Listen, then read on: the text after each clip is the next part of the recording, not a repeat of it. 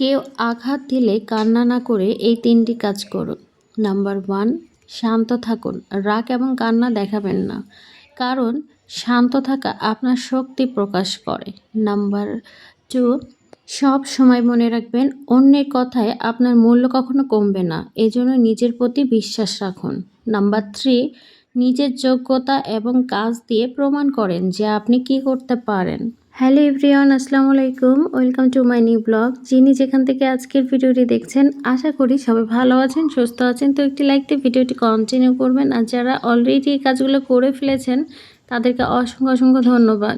আমের আচার বানিয়েছিলাম, তো ওগুলো তো ছাদেই দিয়ে আসছি রোদ্রে, আর এদিকে মেঘ আসছে, তো ওই জন্য আমি ছাদে চলে আসলাম। দেখেন আমার হচ্ছে কি, যখনই আমি আচার বানাবো তখনই হচ্ছে মেঘ আসবে, বৃষ্টি হবে।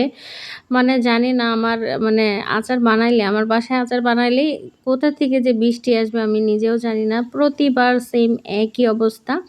এত রোদ্রে মানে করাই যাচ্ছিল না। যাই সেটা দেখে আমি হচ্ছে ভাবলাম যে যেহেতু অনেক রোদ আছে, তাহলে আমি আচারগুলা বানাই ফেলি এখন। সামনে তো বৃষ্টির দিন।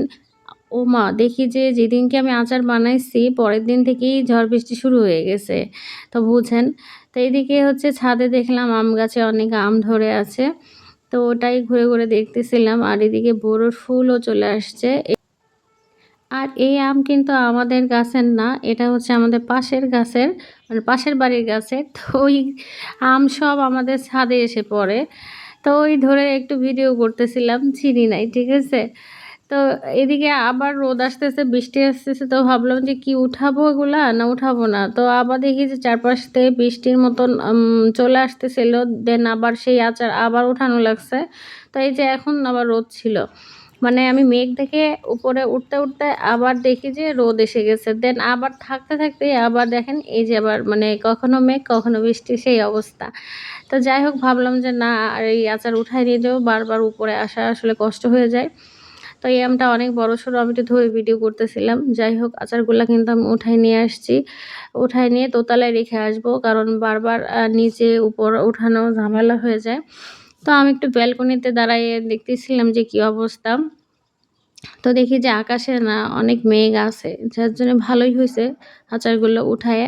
আর নিচে আসতে না আসতে প্রচুর বৃষ্টি শুরু হয়ে গেছে, দেখেন কি অবস্থা, অনেক বৃষ্টি নামতেছে। আবহাওয়াটা কিন্তু বেশ লাগছিল, কিন্তু আমার আচারের জন্য কষ্ট হচ্ছিল যে একটু মানে রোদ লাগাইলে ভালো হইতো। যাই হোক, এটা হচ্ছে পরের দিনের ক্লিপ। আমি ওই আচারগুলা ভালো করে রোদ দিয়ে দেন আমি বয়েমে ভরে রাখছি, আর এটা না আমার ব্যালকনিতে রাখছি, কারণ বারবার ছাদে যাওয়া আমার সম্ভব না। তো এখন তো ব্যালকনি রোদ চলে গেছে, ভাবলাম এগুলা উঠায় রাখি, নাহলে জাহিনবাবু দেখে গেছে ব্যালকনিতে এসে এটা ফেলে দিতে পারে, কাচের বয়ম। তো এগুলো আমি উঠায় রাখবো বলে আসলাম। তো ভাবলাম যে একটা আচার খেয়ে দেখি কেমন হয়েছে। তো বসে বসে একটু ভিডিও করে নিলাম আপনাদের সাথে, যেটা শেয়ার করতেছি। আর আমরা যাই করি সেটাই তো একটু শেয়ার করি আপনাদের সাথে। আচারটা কিন্তু বেশ হয়েছিল, আর আচার কিন্তু আমি বানাইনি, আমার আম্মুকে দিয়ে বানাইছিলাম।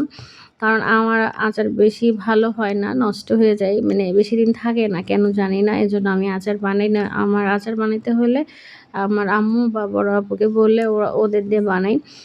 তো যাই হোক, এটা হচ্ছে বিকালের ওয়েদারটা কিন্তু বেশ ছিল। আমি অনেকক্ষণ ব্যালকনিতে বসেছিলাম, আর একটু একটু করে ভিডিও করে আপনাদের সাথে শেয়ার করতেছিলাম।